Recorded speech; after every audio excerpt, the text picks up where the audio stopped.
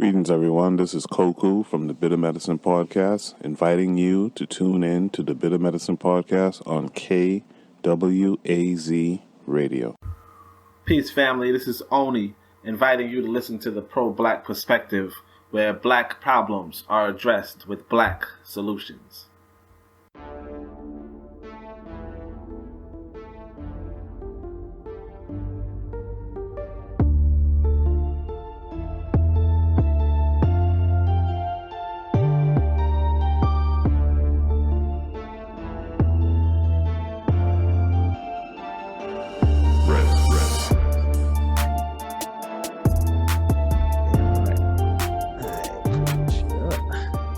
All right, welcome to episode 22 of the Harsh Reality Podcast.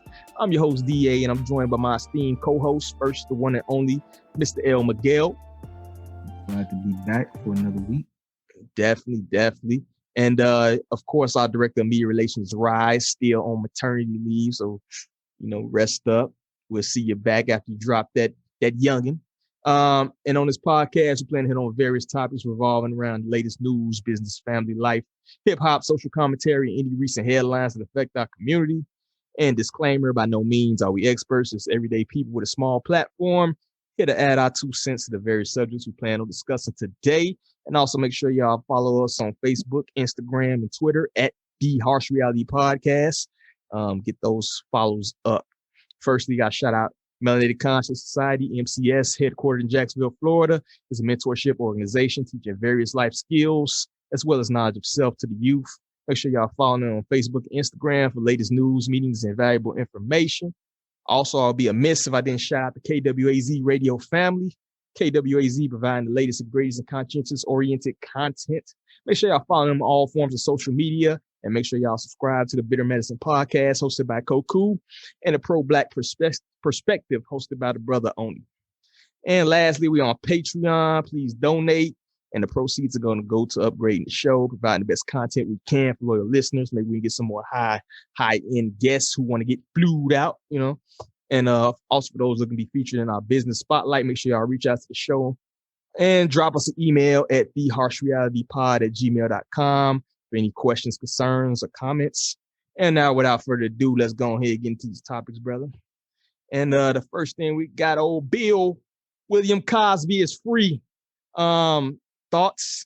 And I've been seeing a lot of different pundit takes and kind of uninformed takes on how the legal system functions. So I kind of want to hit on that because we seem to have a disconnect between emotional response and the due process of the law. You know what I'm saying?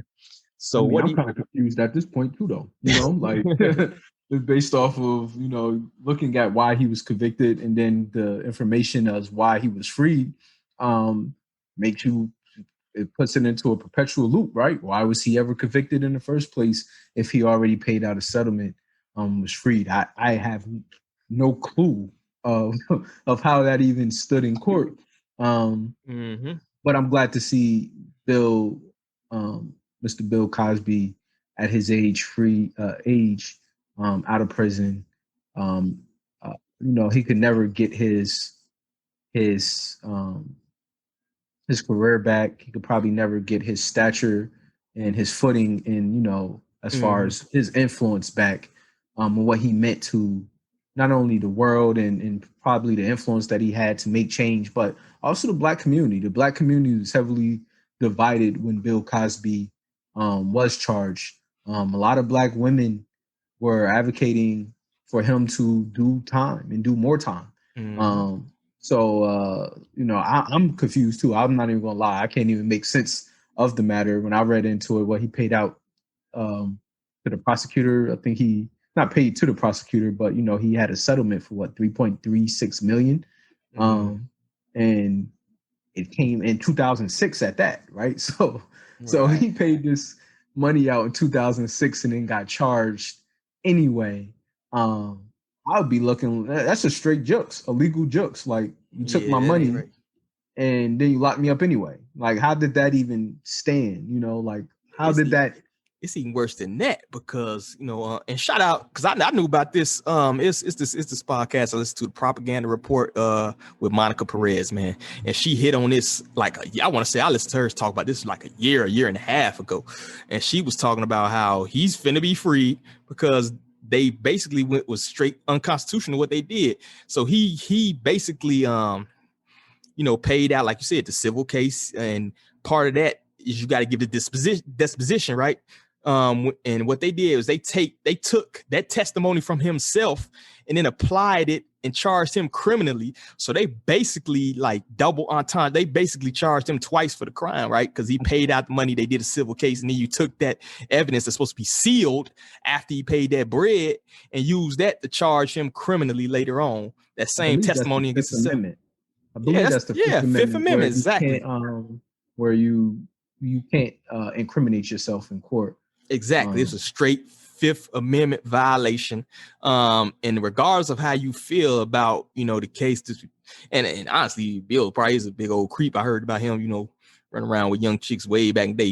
He was at Hugh Hef Mansion getting it in. You know what I mean? So regardless of how you feel about Bill, the fact remains you should still stand with your amendment rights, because one of these days you might be on the other end of the table yourself, staring down at some shady stuff and get railroaded under that. So I think a lot of people had that disconnect where, they felt emotionally, particularly with the rise of feminism, with the rise of the Me Too movement, and things like that, whereas they feel very strong emotional attachment to the case, but you still have to abide by the rules of the law. And when you straight violate somebody's constitutional rights, I don't care how you feel about that person, you can't rock with that at all. You know what I mean? Because it might be you one day getting your rights violated. You know what I mean?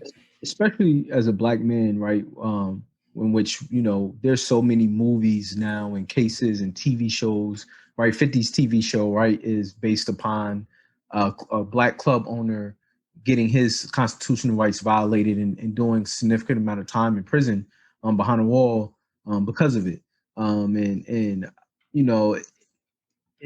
There is no right or wrong. I can't tell somebody how they should feel.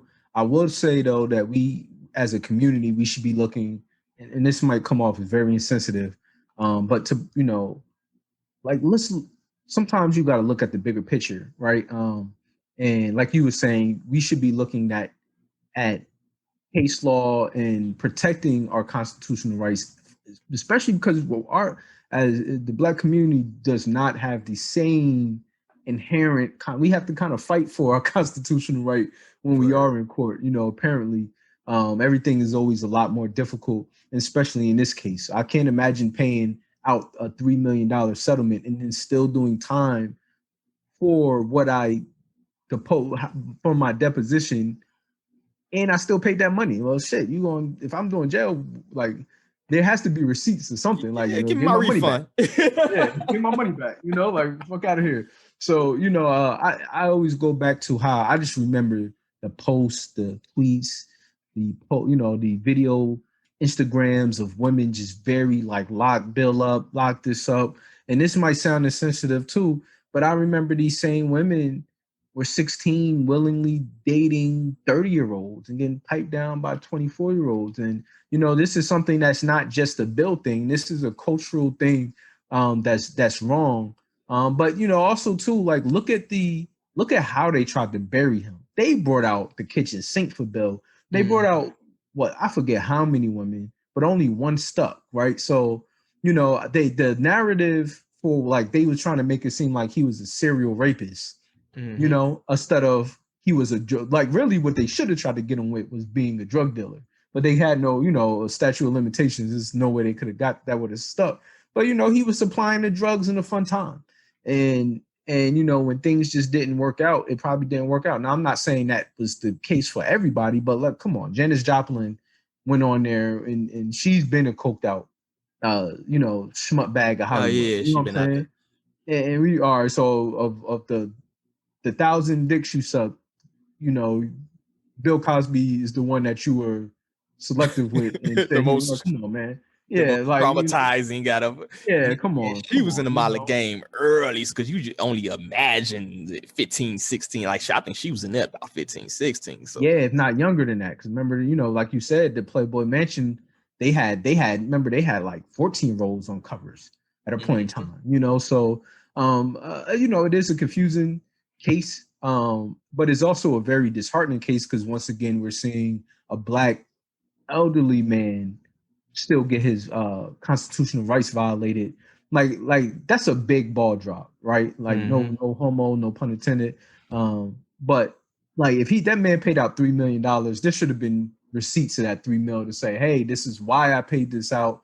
This is why you can't charge me for this. It was just completely disregarded by the judge. In fact, I would like I don't know who dropped the ball, whether it's the defense or whether the judge kind of made his own call. But if it was the judge making his own judgment decision, I would like the judge to be implicated. I think we need to start looking at how these judges decide some of these trials. And, if that's the case, I have to do a little bit more research, but it's confusing. It's confusing. I'm glad Bill's out, though. I am happy that he, I did not want to see Bill Cosby die in prison. Yeah, that's ridiculous. And I think it was the prosecutor. I think it was overzealous prosecutor. You got to keep in mind, a lot of these people have political ambitions. A lot of these people, if you look at, we had Obama was a former lawyer, him and Michelle. A lot of these people, they go straight from law into politics. So if you the dude that locked up this serial rapist, Bill Cosby, supposedly, then that's a notch on your belt when you go to run for a judge, when you go to run for Senate or a House or even city council, whatever you gunning for, mayor. You want that bullet. Now you're known, right? You're that dude that took down this evil predator, right? So I think that was just more so, and there should be some repercussions behind that because, like I said, you willingly, bruh, the first thing they teach you in law school is you're going to have to run down the Constitution, and you just violated it clearly, like cut and dry. Yeah, it seemed like prosecutors, they get to bypass, like it's almost now, like, well, it's not now, it's been this way. But our judicial system definitely needs to be revamped because it's not a system about justice. It's about who can better prove they're right and who's wrong, right? And it's all based on fallacy. It's not based on justice. It's not based off of getting the truth of what happened. It's based off of entertainment. I think you look at some of these cases. It is very entertaining. Look at the drama that they put. You got all this news media. And the prosecutor can be dead wrong and still win. No, in no other profession can you be completely wrong, completely off, know you're wrong, make up an elaborate story based upon unconclusive evidence and still win. It doesn't happen in too many other professions. You will be fired, and not only win, but then go on to live and lead these elaborate professions and probably get money from it. I don't know how they get paid out other than legal fees and stuff, but some of these lawyers live very lavish. Looking at the one, what's the lady behind the Central Park 5? That prosecutor, she went on had a whole book tour, and I think they said she was worth like $30 million, for locking up 5 kids, black kids, and they use the same narrative, same MO. Yeah, well, look at the Kardashians. They own because they daddy lawyer, he was OJ lawyer. You know what I mean? So yeah. When you get them high profile cases, which they going for, that could be a springboard into something bigger. You know what I mean? But shout out to Bill too, though, because I know they tried to offer him probation or something like that if he went to this violent sex offender class. Yeah, he said no. Parole, and he's like, nope, not doing it. Stuck to his guns, and like, you know what I mean? That's that in itself. Regardless of how you feel about the man, he does not believe he's a violent sex, and he stuck to his guns with that. A lot of people would have folded, you know what I mean? And then now it's gonna stick, right? Because now you're a parolee. Now you got to go through a whole different system to find out that your case was unconstitutional. You got to be thrown out because now you're a parolee, right? You admitted to it. You went to this class and everything. He could have been at the crib. Able to do nothing. He would have been on parole probably for like 10 years until he died, and he wouldn't have been able to travel nowhere, do nothing, speak to nobody. He probably still can't talk about the case. I'm sure they probably had him sign something that say he can't. I would be surprised if he's able to freely talk about the case itself. I think you'll see him talk about his time in prison. I don't know, man. He 83 now, yo. Sometimes, yo, when you hit a certain age, look at Quincy Jones lately, yo. Yeah, Quincy Jones been spilling the tea, boy. You give him a drink and a camera, he telling everything right now, right? Quincy Jones probably be on that schmack too. Old school. Be high. And that's the thing with Bill. Like, you might now he already was a rich dude for decades and decades. So you already got that ego behind that. Now, you know, since this man in prison, he done fought for his life and he 80-some years old, knocking on death door. I pray for Bill, because you never know the stuff he knows now with that fearless trait. They might want to get him out the paint. You know what I mean? He been partying in Hollywood for 40, 50 years. He probably got so much dirt on so many people that, and then they weren't expecting him to get back out. You know what I mean? So man, I don't want to go the prodigy route. You know what I mean? Prodigy Pimp C route. When them people get out of jail and they got that fearless gene, they know so much. Yeah. Things sometimes happen, you know what I mean? And the unfortunate part is that our community is so divided that we wouldn't even protect Bill Clinton as a whole. If it was to happen, it would be, you'll see so much, Cosby, he shouldn't have did what he did. You know, it would be all of those type of narratives. And, you know, that those are narratives, not so much just about Bill, but those are narratives that help other people be like, see, look at them. They don't even stick together them, you know, over there, you know, like, you know, and it allows them to prosecute us a lot easier, you know, because look at how when all them people stormed the Capitol, you had so many people defending all of those people storming the government building. Like, man, this government is getting out of control. The people felt like they had to do something, you know. So you know, it's just one of those things where I just would like to see a revamp of our judicial system. And at least more transparency with these details while the trial is going on. Granted, you know, the prosecution not going to say this, but these details, I didn't know about that detail.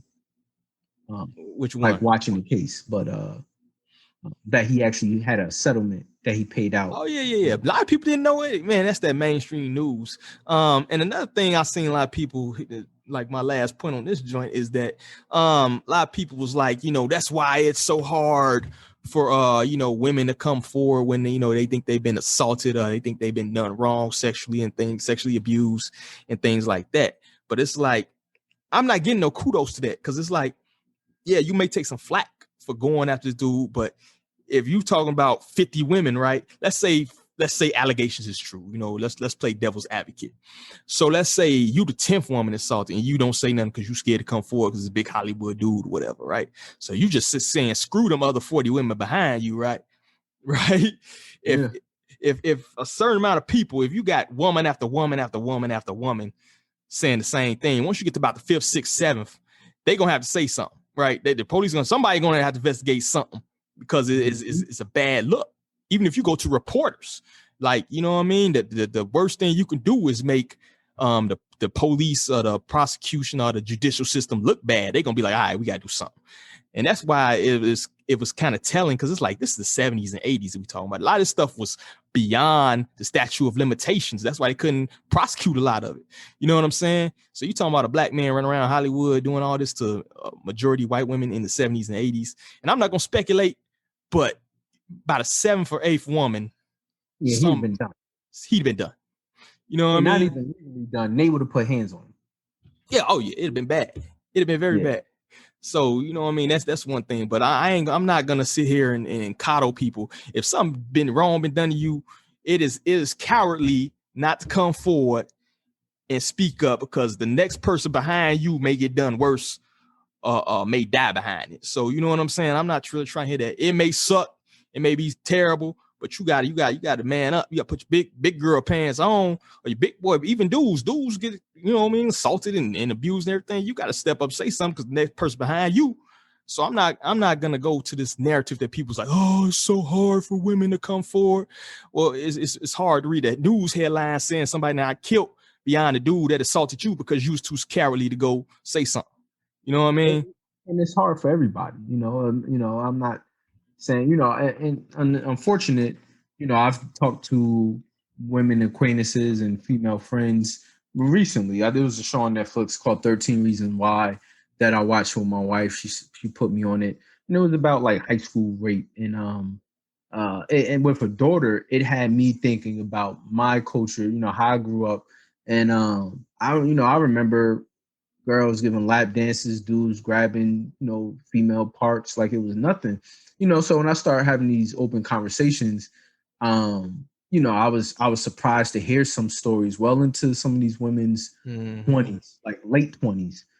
Even like I had one female friend that recently, she pretty much said that she had a male friend, and this is what tripped me out, was that she still considered to continue to call this person her friend, and she said she had a male friend come by, they were drinking, and then he just whipped out.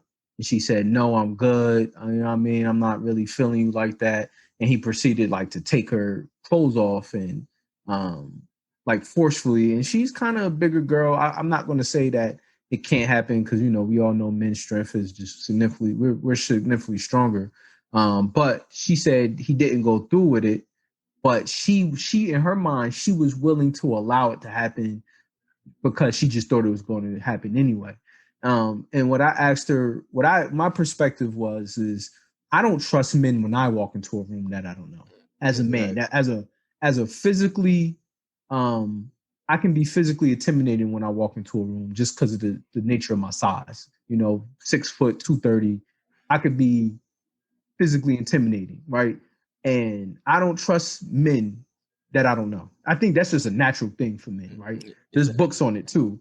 But why do women put themselves, and I'm not blaming women, but I think I would like to see women, especially in this hookup culture, right? This social media over sexualized culture, don't go on a date to this guy's house. Like why are you, like it's not. And also stay on your square too, man. Like, don't get super inebriated. If you kicking it with these dudes, don't even recently when we was reading the brother Kwame was talking about, see the guys case and all this other stuff. You know what I mean? Like, it's like dudes are intentionally getting, women drunk to do whatever. It's like you need to be taught to be on your square. You know what I mean? Be on your square at all times, because somebody might even put something in your drink. Somebody might do something, you know what I mean? Like, I think that's something that, as parents, you need to instill into your kids at an early age, is that, look here, man, wherever you go, you never know what's going to happen at the end of the day. The last thing you need to do is not be on your square. You know what I mean? Yeah. Particularly if you're kicking it with a dude, a male who could physically, might physically overpower you. You know what I mean? Especially like, right, we talking about Hollywood, right? And Hollywood isn't as big as people, as it might seem, so it's like, all right, if Bill was really I can't say he was or wasn't, but I, like you said, after the 7th or 8th date rate, somebody's going to say it's not all women. And get that paper trail cracking, you know what I mean? Yeah, but the rumor going to be out. Oh, Bill be taking advantage of women. People talk. Even most perpetrators tell on themselves. I won't say most perpetrators, but a lot of dudes tell on themselves. So it's like, you would think it would be some kind of at least story trail of how he treat women, and women continue. Even one of the women continued to talk to him after she accused him of it. Came back again. I just seen I seen another case like that too. I think it was a baseball player. So we're a real quick story, but I think I read the story. The guy was messing with the chick. She come through, and I guess she was messaging about kinky sex, blah blah blah, likes it rough. So they do the do. And then she was like, some stuff went down. I didn't want to go down. She came back like 3 months later, you know what I mean? and did the do again and talking about, oh, we're going to have a safe word this time and all, which this brother was stupid as hell anyway. Like, he's dumb as hell for that. Yeah, you're a multi-million-dollar baseball player. She messaged you talking about some kinky sex and all that. You better get a waiver or something, my dude. You know what I mean? But yeah, that blows my mind when I hear like, oh, I got assaulted the first time, but I'm gonna come back. Maybe you different this time. I'm gonna come back again, and you know what I mean. And then it does lead credence to your story. You know what I mean? It's just not a good look. Period. It makes it hard for because because I was raised by women, so I mean, if there's ever a need for me to beat somebody up, is to hear that a man Word, I got little sisters. is taking advantage of women. I mean, that's an on site. That's not even a let me go find out if he did it. Like, if it's even a rumor, and you in my space and you say something that triggers me, I'm beating you up straight off rip. And if somebody asks me, I'm gonna say, yo, I heard this. And that's just what it is. That's just my temperament. It's always been my temperament. But if now the narrative is, well, she get like this when she drunk, it make it hard because now I could get an assault charge for something that's not even true. And women have to allow, and we talked about this plenty of times, but women have to defend themselves, and you have to allow men to play our role as protectors, right? I know women are independent, make better decisions, and trust the males that you trust. And that's hard too to say. I recant that statement because I think the stats are that most women that get raped or sexually assaulted are people that they know that do it. So just I would like women to make better decisions, and don't think that because these people are rich and famous, they're not creeps too. A lot of the Hollywood, from like people that I know that work out in Hollywood, and I know older musicians, and that they tell some crazy stories. A lot of these dudes are creeps. A lot of people you see on Instagram that look like they living the best life, and a lot of these billionaires are creeps. So I don't know, man. It's just it's an unfortunate situation that one of our icons went down the way he did. Yeah, but at least and I'm very curious to see what's gonna happen from this point. Whether like I said, if the leash is off, if there's no limit to what he can say, because Bill might spill that tea out there. So shout out to Bill, man. Whether regardless of how you feel about him or the situation or anything like that, the man stood on the square, and he also, like I said, the constitutional thing is a big thing. So let's go ahead and move on to the next one. We got thoughts on Sha'Carri Richardson's disqualification for the weed. She can't stop smoking the weed. Let's say. So, narrative, man. So is there some hypocrisy out there? Because I can take it from both sides, right? I can see both sides of this argument, right? On one hand, it's very arbitrary. It's a dumb rule. Weed is not making anybody run any faster. Anything can probably slow you down. And also you can kind of see from the story perspective, I believe her mother passed, and she wanted to get blunted up or whatever, right? So I can see it from that perspective, but I also can see it from the side where it's like, okay, the rules to the game that you playing, right? That you're gonna get drug tested and all that other stuff. So you need to. And it's the Olympics, yo. It's something that only happens every 4 years. If you're a great sprinter, you can get 3 Olympics if the timeline falls right, and you just got it like that. But to throw away 1 Olympics is a big thing. You know what I mean? So, what's your thoughts on it? I would like to that last point you said. Like, you can get 3, not in track and field. It's so hard for track and field athletes that to be able to make 12-year, be an Olympian for 12 years, especially with women. Look at Allison Felix. She struggled in the Olympic trials. She went from the top of the food chain to, after giving birth, and I think she believes she had to have a C-section. She just wasn't nearly as fast. And when we're talking about Sha'Carri Richardson, she's the fastest female on the planet in the 100. I mean, we're talking about suspending LeBron James for a whole NBA season for smoking, right? Or LeBron James not like that. That narrative wouldn't happen for an Olympic NBA player. I feel like, so, but to the first point you made about the hypocrisy, it's so crazy because I see a lot more women like, she's stupid. She shouldn't have done this. She should have known better, blah, blah, blah. And I just based off of today's climate, I thought a lot more Black women would have a lot more empathy for her, especially with the narrative of her mother passing.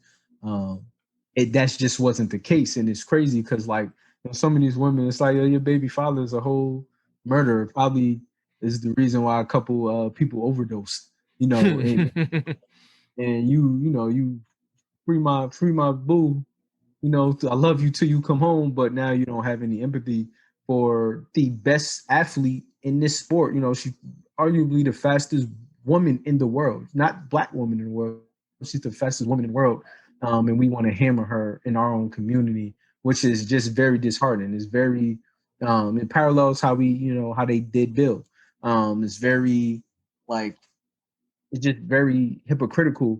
But I also see the other side, especially in how I came my last 10 years in the military, you know the rules. You choose to not abide by them if you want, the consequences, right? So she is young too. What is she, 18 years old?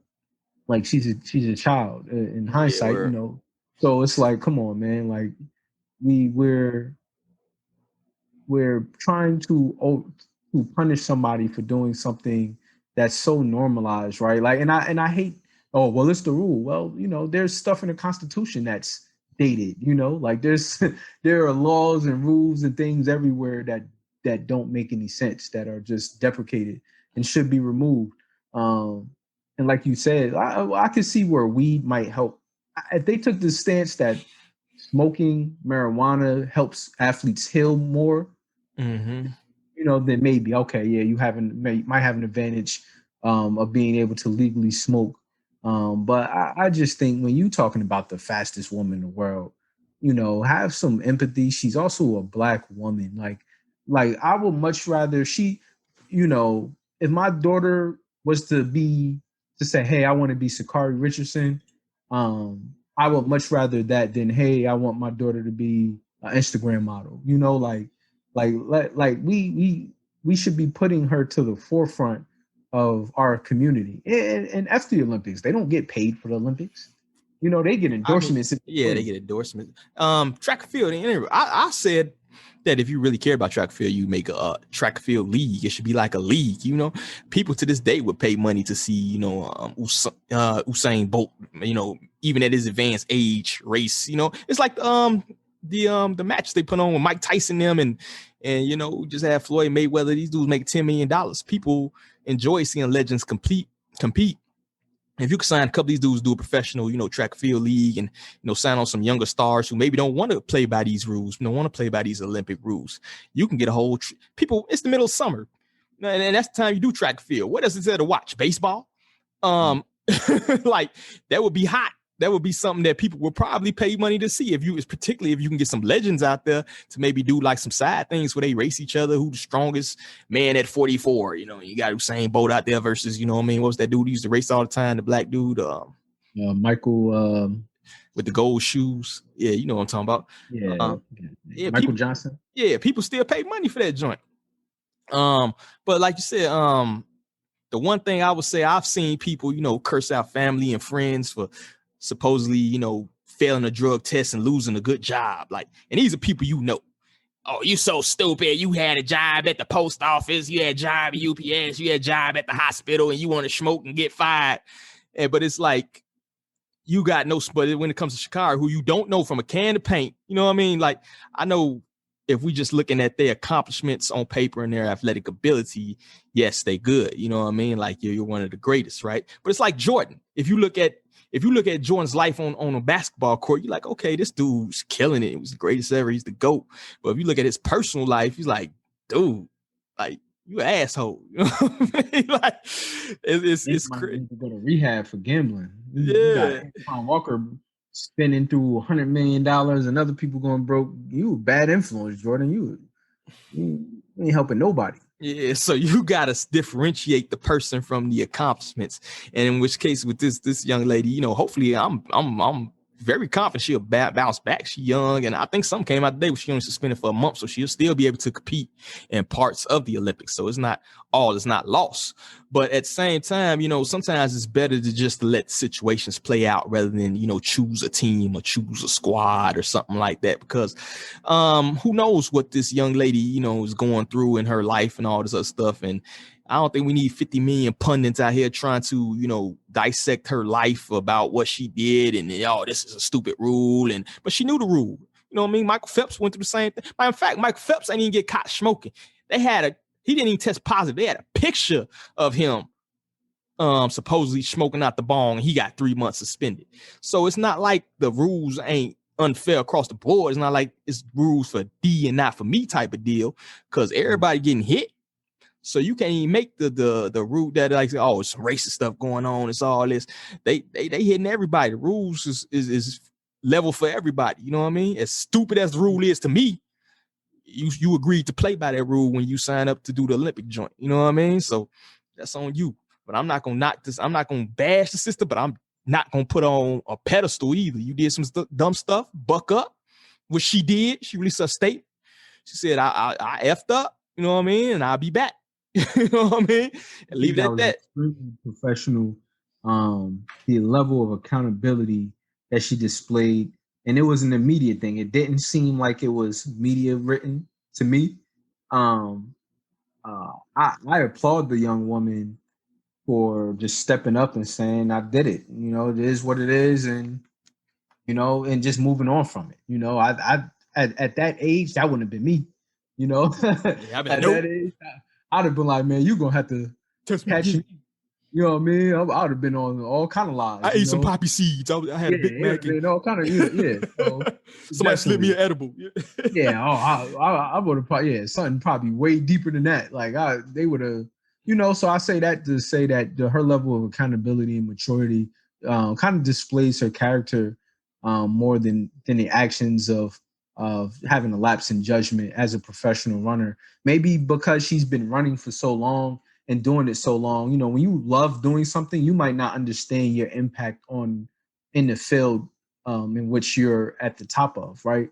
Maybe she wasn't looking at it like I'm a professional runner.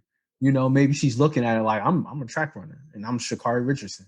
Mm-hmm. She's 18. Maybe that transition, like I'm sure Zion Williamson in high school didn't think that he knew who he was, but maybe not how he was being perceived by the world yet. That could be a very scary thing for a young adult. But yeah, and then like what's crazy, like you had mentioned, people are bringing up all these other athletes I've never even heard of, making memes with their whole backstory of how they got caught with drugs. Like I don't care. Like it's like athletes. I'm like, who is that? Like, I don't even know who that is. Like, but they not to cut you off, but they now I'm starting to see more backlash now because I know you mentioned some more women talking greasy about it a little bit more that maybe you've noticed. They went to the Wayback Machine. And that's the thing about this new, you said she 18. The thing about that generation is they grew up on social media, right? So now they going into the Wayback Machine and find old tweets and where she's basically is like, if you Lil Nas, if you a fan of Lil Nas X, you can erase me or block me right now. And so sound like if you're a man that wear a pink shirt, you're a homosexual or something like that. So that community is the the loudest on social media. So they at her neck about that. So you starting to see that support, or that start seeing that backlash, and they just pulling out tweets from like 2016 when she's, the girl was like 14 years old. Yeah, you know what I mean? Like come on, but that's what they do though. You know what I mean? That's what they do. So that's why I tell a lot of people, be careful, be mindful what you put on here, because you know what I mean, scrub it after a while. You become and even then they can dig it out the archives. But if it's on the internet, it's recoverable. That's just is what it is, But I think the biggest thing that the direction that I just ultimately hope to see, maybe I won't throw Bill Cosby in the same category as Sha'Carri Richardson, but I would like to see at least our Black women support our Black women more in positive fields, right? It's too much twerking, too many hot girl summers, too too much over. It's almost corny to be so over sexualized to me. Like I think men, at least the men I talk to, it's kind of like, yeah, it's entertaining for the 30 seconds that it came across YouTube or IG, but I think it's kind of corny now. I think like, women with substance, women that have talent, that have professions, that are at the top of their game, that is what is attractive, and that's what I think I enjoy about the black woman. Like I like seeing Sha'Carri Richardson and this young being the best in the world. She's not the best in the US, best in the NCAA. She's the best in the world. I couldn't even imagine being at that level of anything. It's very inspiring to me. So I just wish that we put our that the black woman, because they kind of control a lot of the media narrative as far as the how they handle these stories, whether it's backlash. They killed Bill Cosby. Some women are killing Sha'Carri Richardson right now. I would much rather have a Sha'Carri Richardson than a Megan Thee Stallion, as far as Sha'Carri than a Cardi. If you want to go there, like the Cardi like drugging and taking dudes, you know what I mean? Bread ain't no boycott to Cardi. Yeah, saying she was letting transsexuals get down on, come on now. But she's hosting award shows and talking to, future presidents and stuff like that. Come on, man. The hypocrisy, once again, it goes back to my original point about the hypocrisy, yo. You know what I mean? But let's go and take the next one, because we got another one that's kind of related with the Olympic qualifier. We had Gwen Berry, I believe her name was. She does what's that one the hammer throw?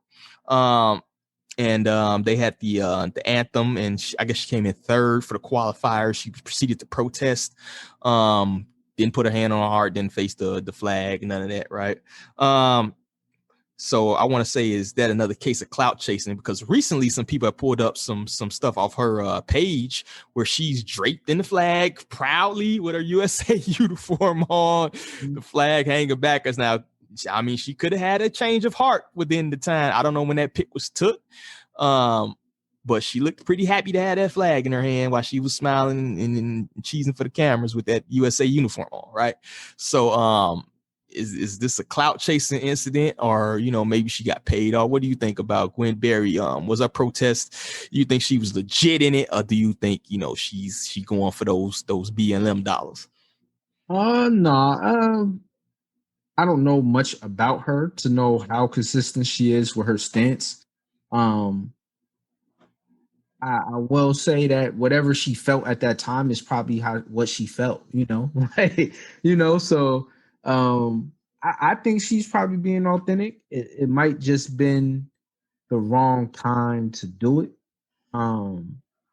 Especially with today's platform, go get your medal and slide off and then talk about it later, But I'm not going to knock her. I think she's well in her right to protest in the way that I can't big up Colin Kaepernick and knock her. You know what I'm saying? For pretty much doing it on the big platform. And I don't know much about her. I don't really follow her on social media to see how consistent she is with her message. But I don't see nothing wrong with it.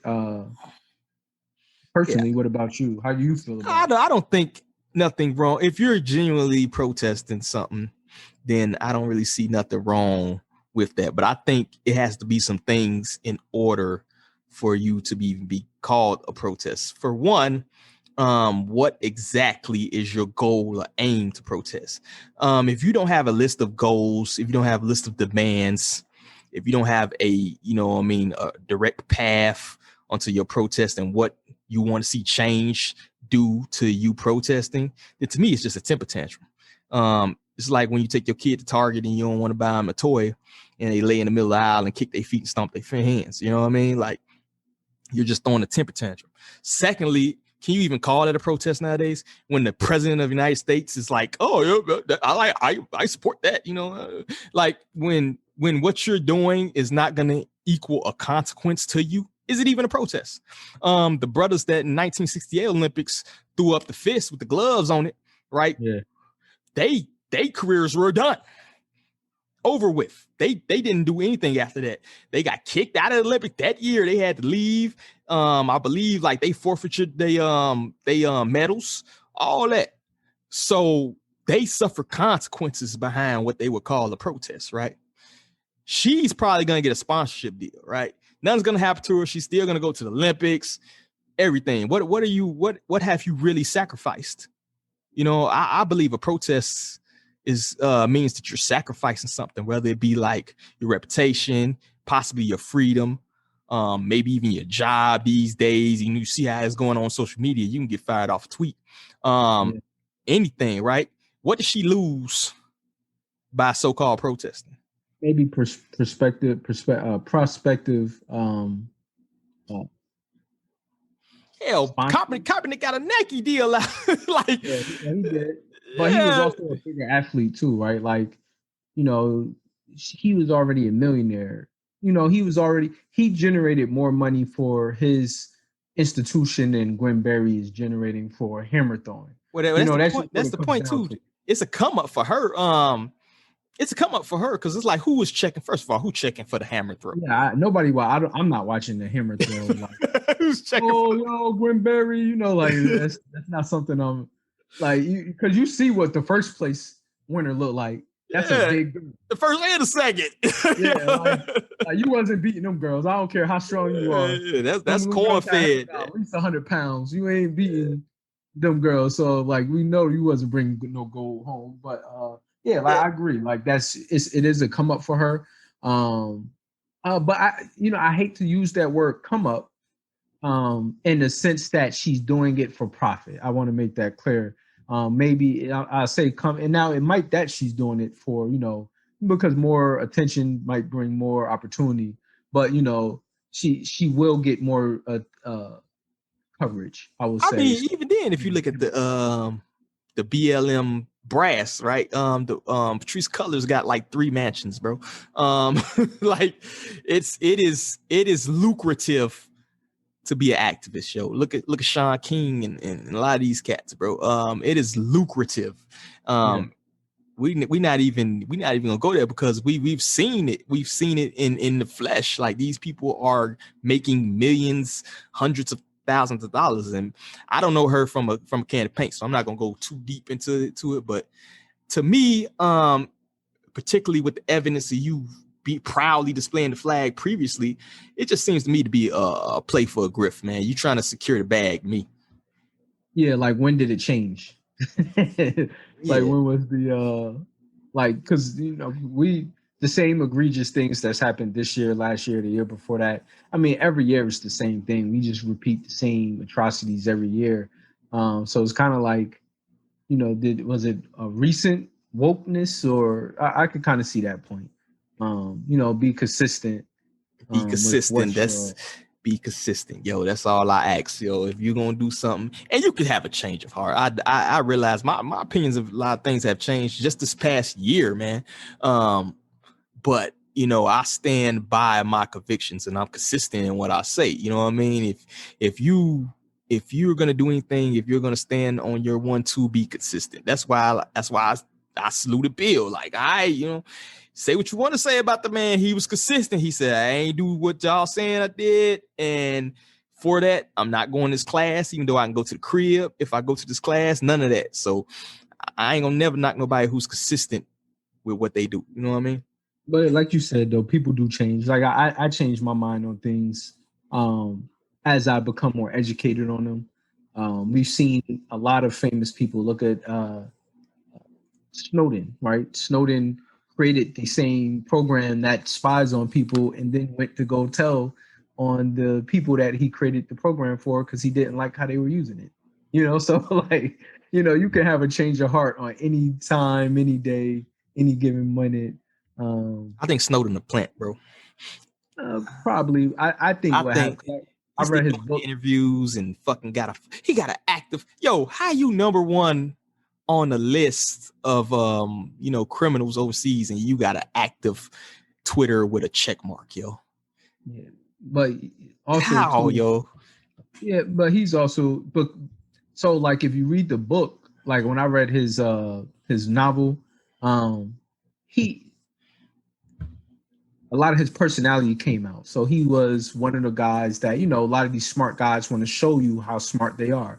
And so he took on his job as like a challenge. He claims he didn't understand what he was. He didn't say this, but the notion of what he says is he didn't really understand how, like, the implications of what he built. He just was doing it because it was like, oh yeah, protect freedom and all of this stuff. And then once he kind of thought about it, that's when he wanted to make a change, and that's why he did it. But I see that at work a lot. Like, in the Department of Defense, a lot of people don't even know why they're doing what they're doing. They just told to do it, and they do it. So, but what Snowden did, was it really that ground? Did he say anything that anybody with half a brain didn't really know, that you're being spied on 24/7? That's it's because the technology, he pretty much confirmed it, and it was like we all knew it, but he's like, oh yeah, I'm the one that built it. So yeah, you're absolutely, you know what I'm saying? Like, he was that stamp of approval on it.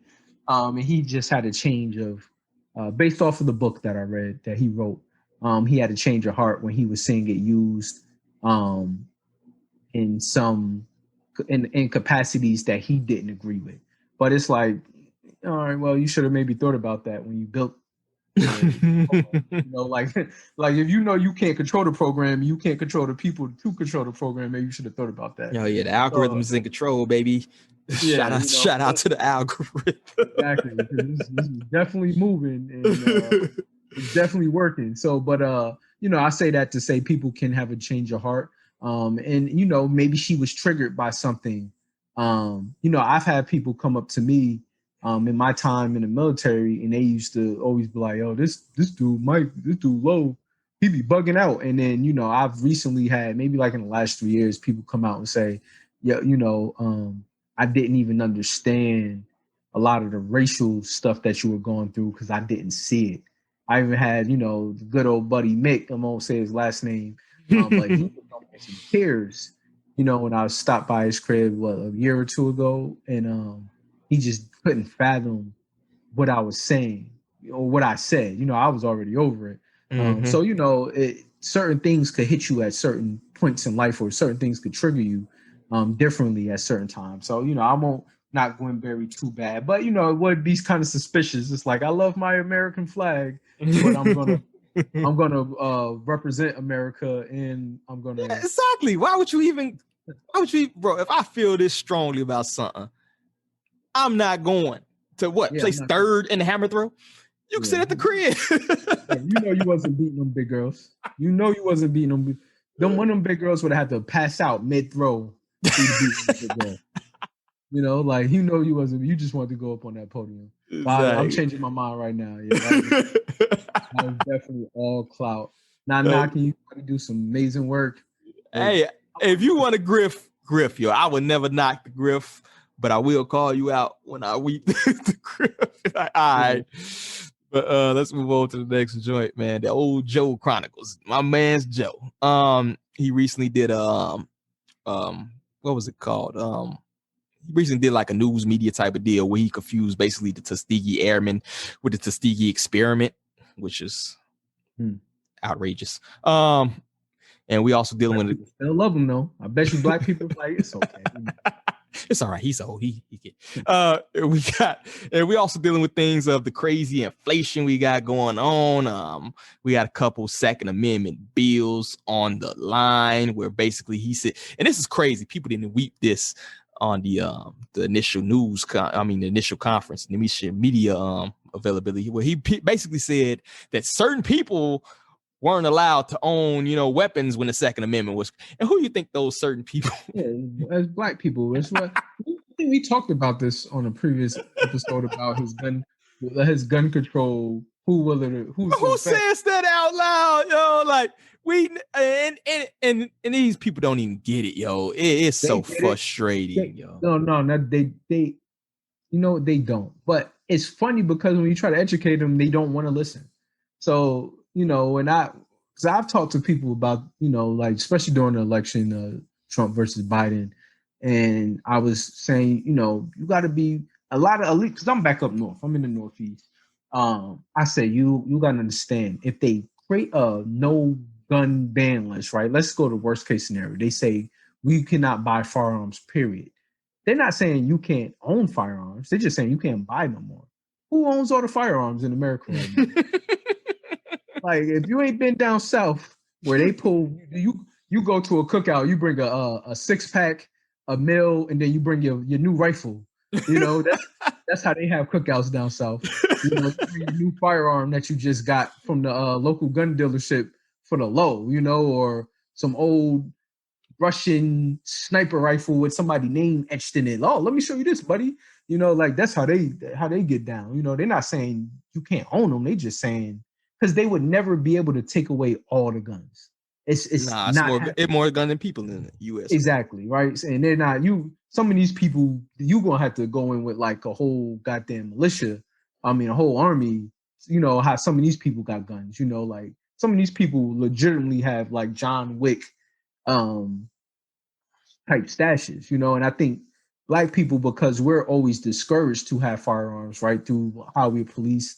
And not knowing our constitutional and legal state, our state rights for gun ownership, I think we've been scared out of having firearms in our community for the most part. But they passed that. It's over, bro. Yeah. They passed that. Yeah, and it's over. Yeah, Black people, my food.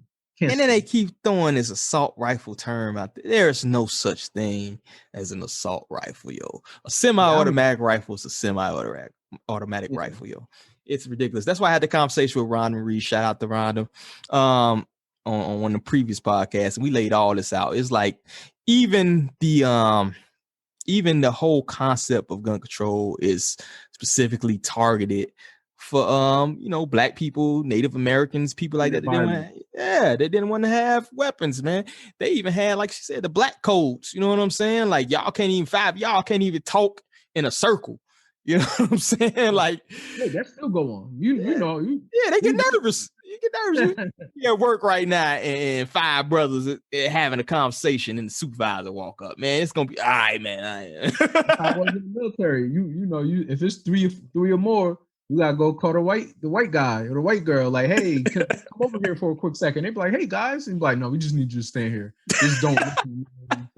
And it worked. We actually did an experiment like that, or a couple of us. We were talking, and sure enough, a couple people stopped us. Hey, what are you guys doing? You know, we stayed in the same spot with 2 other white guys, and nobody said anything. Nobody questioned what we were doing. So it is. That's just is what it is. And then I think the people just being ignorant, and I hate to say this, it's a lot of the older people. To me, it's not a lot of the young people. It's a lot of older people. I'm gonna just throw that out there.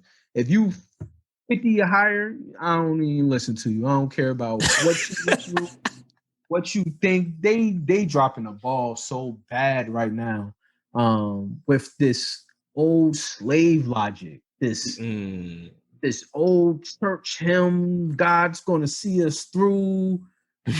All this bull, like, no, we're humans. We're nobody's coming down on a magical carpet to take us away to a place where you can do whatever you want and sin the way that you want to sin, and without fighting for it. Like, that's not happening. And a lot of these older people just are so resistant to change, not knowing that that's how you survive. That's any being on this planet that refuses to change ceases to exist. And I think we need to change the narrative of how we view and obtain guns. The whole notion of people being able to own guns in this country is to protect ourselves from the government. And then those are the people. Yo, when that just like those people to a malfunction. When it's like you expecting the people who this law was made to protect you against to change that law. Do you realize how that's like letting the cartel make drug laws, yo? Exactly. It's like, you can snort a whole mountain of coke, but if you snort 2 mountains of coke, you're going to jail. Matter of fact, you go to jail if you ain't got an 8-ball on you. If you're outside right now without a minimum, he ain't got no powder on his nose. He's not a real person. Get his ass. So that no, because I've had conversations with older people. Oh, there's too many guns out here. Man, come on, cut it out. How many people do you know personally that have been shot in the last year? It's certain areas like Chicago. I know that's hometown for you, but that's just one of them places that's it's always going to be there. That type of violence is always going to be there.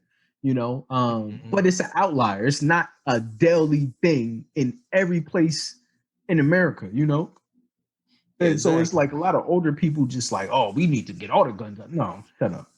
Hell no.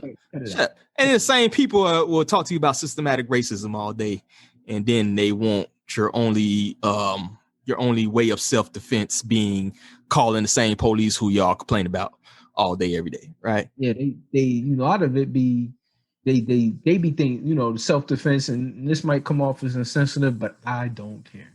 But a lot of them want to huddle up in a circle and sing church songs. I'm serious though. This whole notion of faith is like trumping survivability to almost to a degree of stupidity. And it's like I'm not going down with that sinking shit. I'm going down fighting. I'm going down swinging. Exactly. Y'all can sit there and line up and be easy targets if you want to. Don't ask me for shit. Don't come by my house like, oh, I know Mike Tyson over there. Yeah, he could protect my family, my extended family, my wife's family. Don't do that.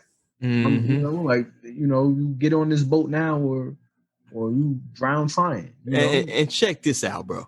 I know people right now. I want to say the only reason y'all even allowed outside, it's the 4th weekend, barbecues, cracking, all that right now, right? I know people right now in Ontario, Canada, they just start letting them buy non-essential items, yo. They just been able to buy socks and stuff, yo. They just opened the parks in July, yo. They not set for full reopening until October, yo. And then that's flu season. They gonna shut them right back down. And that's what you would have right now, yo. If the powers that be, the only thing that keeps like things in check, that keeps a balance, is the fact that America is chock full of guns, yo. Yeah, people got stockpiles of. Well, it's crazy because that more militia group that just got did you see that article? They actually went on YouTube Live. It's a more militia group. They're going to I guess they have a private camp in which they train. They pulled over on the side of the road to refuel. They had, they did it the right way. To refuel without going to a gas station so they don't alert and alarm people. And cops pulled them over, and they were pretty much all these black people with guns is a threat. And I think they were in the wrong place. They was driving through Massachusetts. They weren't stopped at anywhere. They was on the side of the road, big ass vans with gear and equipment in the back. And fully armed. I think it was 11 of them. They were Moors. I forget what they said their organization was. But it shows you, the only thing that probably kept them from dying is that them police officers didn't want to get shot. Because, you see who they shoot first. It's the people that they know don't have weapons. The people that they know don't have weapons get shot immediately. The people that when you see these videos of these white males walking up to cops with rifles, it's because they don't want that shootout. They don't want that shootout, so your shit's bigger than mine. Exactly. It was cold that night. So it's because a lot of these cops, they're only armed with their service pistol. Ain't no cop with a service pistol want to deal with anybody with an AR. It's just not a fair fight, unless you goddamn John Wick or curving bullets like you want it, or you Neo from the Matrix. You're gonna lose that battle, and you're not gonna make it home. So but people, I think a lot of people don't understand that because we've been so domesticated as people, right? They domesticated our men. A lot of the alpha males are in prison. You know, a lot of our physically dominating men are either in professional sports, or they're in jail, and then another portion of them are probably gay now. You know, it's a large portion of gay men, right? Word. So we're very domesticated, and then on the flip side of that, we have very masculine women, and in the way that they think that they're stronger and tougher and that they're surviving, that they would be able to survive something like a gun war. You know, like this right now we're living in an economic war, but they think that they would be able to sustain people kick the purge, a real life purge. That's really what would happen. Is a real life purge would definitely happen. And they're like, oh, I love that movie. It's entertaining. Like, no, that shit is not too far from where we going.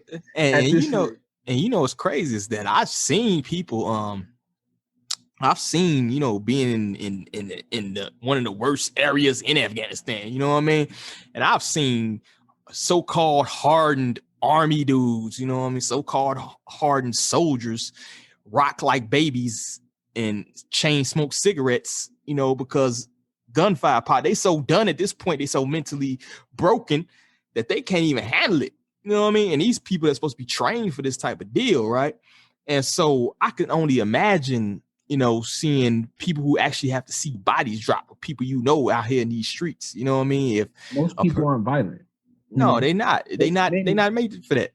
Most of us don't even compete in anything over the age of 27, right? Like how many times, like a lot of men probably don't compete with other men other than work.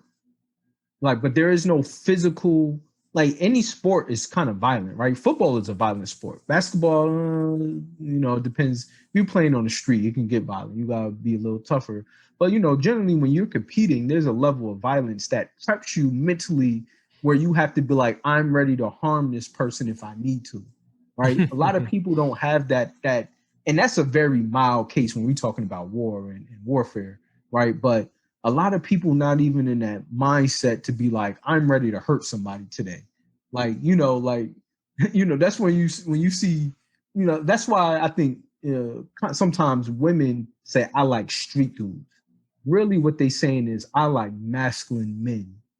I like to feel like, you know, in a lot of these videos, they say, I like street dudes. I like men that what they trying to articulate. I like a man I could feel like I'm fully protected, you know, and it's not too far off to say that I think the reasoning is wrong based off of what they say they want and then what they go for. But really, I don't really disagree too much when you look at from a physiology standpoint, that a lot of men today, we're soft as a whole society, black, white, Spanish, whatever. A lot of us don't compete with each other. That's why I like being in the gym. I like playing basketball. I like doing something when I'm competing. But you know, a lot of men, you know, I know some dudes that probably ain't threw a punch, even on a punching bag, in 15 years. If ever. Never. You know what I'm saying? And you ain't imagine if a gun pot, like, you know, you it's fight or flight where you have to now, where it's looking bleak for you to survive. But you have to fight. Well, you know, this is by design, man. It's a fact that testosterone levels have been dropping for decades, yo. If you look at the male from like 1980, if you look at a high school senior from like 1980, and you look at a high school senior from 2021, yo, they look like little bull dykes, like the dudes, man. They look like, you know, they look like effeminate dudes. They real young looking. They got the softer face. They got the softer features. Man, them dudes in 1980 already had like the George Jefferson horseshoe. Yeah, they was with the mutton chops, and you'd be like, whoa. And if you look at the high school seniors now, they look like, you know, Justin Bieber on the album cover. You know what I mean? Like, it's just a shift, man. It's a fact that the testosterone levels is going down, yo. You don't have this massive, like a sun and a lot of different attributes, and also just society telling us it's not cool to have a certain level of violence too, right? Like, now I'm not talking about violence, like just unnecessary violence, but you know, when, like, for example, when Pat Beverly pushed Chris Paul in the back, and they was killing him. They was killing him on whatchamacallit. Shaq was the only one that kept it a buck. Shaq said, "Yo, if somebody was digging him, was killing me on the court, and I was talking shit all game, I'm ready to fight." He was keeping the buck. He said it. He said, "Yo, if I'm talking," he said, "I talk a lot of trash, and if somebody came back and dropped, 22 on my head, and they won a game, I'm ready to fight. I'm waiting by the bus." There's a certain there's a certain level of human. We're just naturally violent. Show me a race of people that wasn't violent. They survived. That's how you made it. Like, if you weren't violent, your tribe is gone now. If your people weren't ready to kick some ass, your people no longer exist. You know what I mean? Exactly. It's like we try to go away from just human nature too much, I think. Things that just will never change. That will never change, and it's just crazy because I don't know, man. I just figure that at some point we would just be like, as Black people, shit, aren't we getting tired? If you're tired of seeing people get shot in the back, well, the people that don't get shot in the back or killed unarmed are the people with the guns. Mm-hmm. Like you take a Black cop in a rural area where everybody has guns, and you put a camera on him, and he shoots a person handcuffed in the back on the street, he's going to have to fight for his life or move. Mm-hmm. You know what I'm saying? Like, we see the blueprint on how to defend our communities, and we just choose not to do it. And then on top of that, we allow somebody to put in policies that take away the only defense that we would have, and we allow it. It's not like they're sneaking it in. These Black, and it's the older Black people. I guarantee you sat down with people 35 and under, and you had this conversation with them. They be like, "Oh, hell no." You sit down with somebody 50 and over, they're gonna be like, "We don't need these guns. We need to get these guns off the street," because all of this TV shit that they be watching. Anytime you turn the news on, they got this dramatic ass music for a news thing, and it's two people shot in Philly in the worst, and it's always the worst area in Philly. Like, yo, what is it? Why you wouldn't go there in the first place? It's like watching Scream, right? I would never be scared of movies that I would never be at. Like Hills Have Eyes. Hills Have Eyes is a creepy movie. I would never be in the middle of a desert. If my car broke down, I'm walking. We gonna walk. So it's like that media, like we mentioned earlier in the podcast, be tearing these old people heads up, but they just scared to leave the house. Yeah, man. The media will. I say that if you want to increase or decrease your anxiety level, turn the news off. It's to the point I don't even watch it, yo. If I do, it's to see what narrative they're pushing now, because they love to foreshadow things before they do it. And honestly, man, I'm just sick of the Black community, particularly trying to outsource things. Like, if you want to change your neighborhood, it takes strong men to step up, because these people out here committing these crimes, these not flown in secret agents from the Israel coming in and doing crimes and leaving on a plane the next day and doing it. These Ray and Pookie, your cousin, them on the corner. These the one you talking about, free Little Will, so Little Will can get out and kill 2 or 3 more cats, and you post his bond and put money on his books and all. These your family members doing this stuff, yo. So I think at a certain point, it's just up to the males in the community, particularly, to step up, yo. Like you say, you can legally purchase firearms, man. Let's get the neighborhood watches cracking and all that other stuff. But I'm telling you right now, the answer ain't having these people infringe upon your Second Amendment rights. That's not gonna help nobody. You know what I mean? That's the worst answer, bro. That's like multiple choice. The question is 1 + 1, and D is B. Everything else is a number, and answer D is the letter B. Like, people are like, "Oh, well, D is so stupid. It has to be right. Why would they put that on there?" It's all good. That's how I feel. The older generation, with at least this administration, and Obama administration. They kind of sleeping, man. Whenever you get a Democrat, that's why That's why it kills me, man. People still do this partisan thing. Like, it's like whenever you get whatever your people in office is, and the Republicans do it too. Like whenever a Republican in office, now these people that's on the Republican side, they go to sleep and don't care. You know what I mean? Because 45, he did some laws to restrict Second Amendments too. He did the bump stock ban and all that. So now you got a Democrat in office. So now all these people, oh, we good now. We going to sleep. We gonna talk about Cardi B and the NBA playoffs and you know what's going. Like you fall asleep. Like these are just like your people, like your cousin in office. And say, oh, my cousin got it. We good. I'm finna go to the crib. These same people that were so vocal before November, I don't see a political post at all no more, yo. I don't see Van Jones crying no more, and shit ain't get no better. Shit ain't get no better. Why you ain't crying still? Why, you know, same shit still going on, if not probably a little worse. I think I read an article.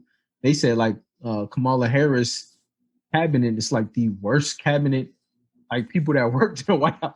They said she's running like the worst vice president. Oh, that woman, boy, when she get into, and she's gonna get in that chair because this dude is gone, but she's gonna get in that chair. You're really gonna see some work.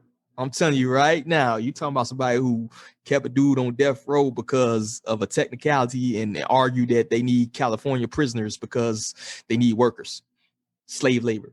You're gonna see some work. You know what I mean?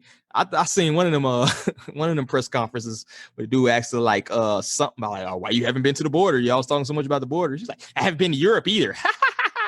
Like what? That's crazy. Like, that's crazy. She don't get. You think you give 0 Fs, bro? She don't. Nah. She don't care. She don't care. You know, and that's probably one of the only things I really like about her, as far as is that, you know, she's pretty blunt about what she does. It's just kind of disturbing that black women be like, well, you know, she went to Howard. You know, it's like, yeah, she's a Delta or whatever. Which one? Yeah, like you know, going up the rock. She good. Yeah, exactly. Oh yeah, Tupac. Yeah. I just bought his last album last week, man. I got Tupac concert tickets. You know, that's how she. What she said. She said something about Pac.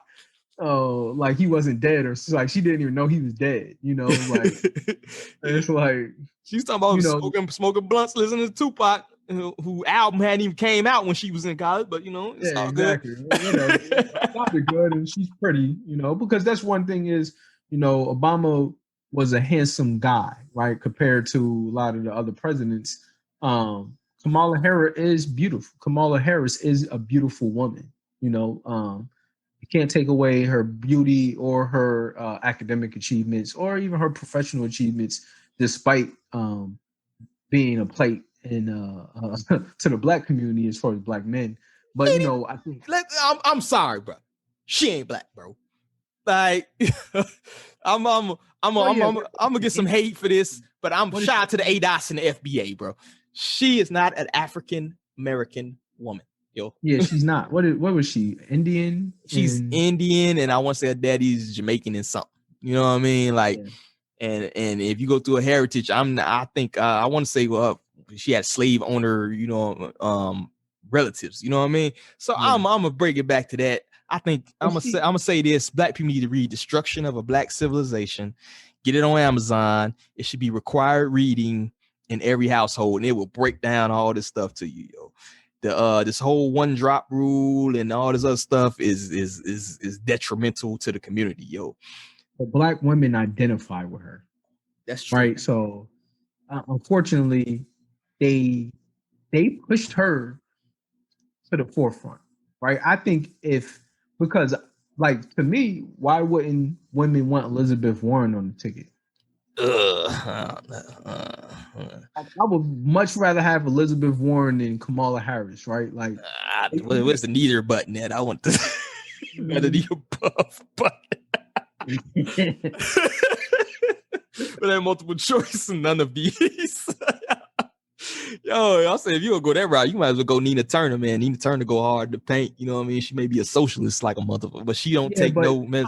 But you know, they went with the popular choice. They went with at that point. They said we need somebody that we just going to put out there. It had nothing to do with politics at that point. It was all about getting Trump. But you know, in my opinion, like Kamala Harris wasn't even popular Until she ain't get no delegates, yo. yeah, she ain't get nothing. But right, but like black women, Latino women, minority women. can't even say minority women. I think all women really pushed her to the forefront. And despite, I know a lot of men were like when people started looking into her past. I know a lot of having conversations. It was like I ain't voting for her. A lot of black people, men I know went Republican this year. Yeah. Oh yeah, they had a double. I want to say particularly amongst black male, it was like double Republican, yo. Yeah. That's crazy. A lot of people, like a lot of posts where because they are Republican, they trying to do like local votes that they can't vote Democrat. They didn't do what they needed to do to switch to vote Democrat. Like they can't vote for their local leaders because they're Republican. It's funny, which is fucking hilarious. Man, I'm voting for the party leave me alone. I'd have voted like libertarian last. I like whoever talking about leaving me the hell alone, bro. That's who I'm rocking with, yo. I'm like so sick of the two-party system in general. It's a little off topic, but I'm just so sick of the two-party because it don't matter who you get in, man. You're gonna get the same you're gonna get the same laws, you're gonna get the same blowback, you're gonna get the same ridiculousness, the inflation. That's another thing that was on this topic too, is the inflation. Yo, I paid like $15 for like a foot long and a Gatorade the other day, yo. And I'm in the South. Like yeah, bro. Yeah. And what happened to the $5? What happened to the $5 $5 a foot? Why am I paying $15, yo, for a Gatorade? Not even a big joint either, bro. We talking 16 ounce, bro. Yeah. So it's coming down the pipe, man. I want to say energy up. We used to hit on this last podcast, what, 13% and climbing. So it's gonna get ugly out here. And it's crazy, just the aesthetics of by going back to Biden. Like I feel bad. It's almost like if you ever watch like Naruto, right? And one of the bad guys, Pain, you find out that the person that he's fighting is actually a puppet, and the other guy's like decrepit and like he's dying and all kind of stuff. I feel that way about our president. Like it's like they're like forcing him to go. Like I know he's like, I can't move my face today. My head hurt. I want a nap. I don't even remember how I got here. Dang. Where's the limo? Yeah, like he don't want to be there. He don't want to be there, and it's sad because we wouldn't, we just ignored blatant signs of mental degeneration, just out of feelings and emotion. Just like going to a park, like a basketball court, right? And you need one, and the only other person there is your little brother and your grandfather. And your little brother's 16, and you like, man, Pop be all right. Throw him in there. And he getting dunked on. He getting crossed up. You see him go down. He caught an elbow, and we just like, man, Joe is our best hope. It's like I feel bad at this point. Like we need to do better. This is sad, yo. This is like I said, the Tuskegee Airman with the Tuskegee Experiment mix up, and it's just getting to the point where it's like, man, how long y'all gonna keep this going, bro? Like, real talk, how long y'all gonna give this dude, what they get him Adderall or whatever to get him? Like, it's just in the charade at this point, man. Like, we all know who's gonna be in the chair, so go ahead and get in the chair. Let's get it over with. Let's get it cracking. You know what I mean? Like Tuskegee Airman, Tuskegee Experiment, y'all all gonna get this COVID shit. Yeah, you know them black folks. You know what I'm talking about. But let's go ahead and wrap it on that point, man. We'll hit the Tupac joint later on. So go ahead, man. If you got anything you want to shout out, anything you want to recommend, or any socials you want to give out, go ahead, brother. Yeah, I ran into a gentleman at the gym.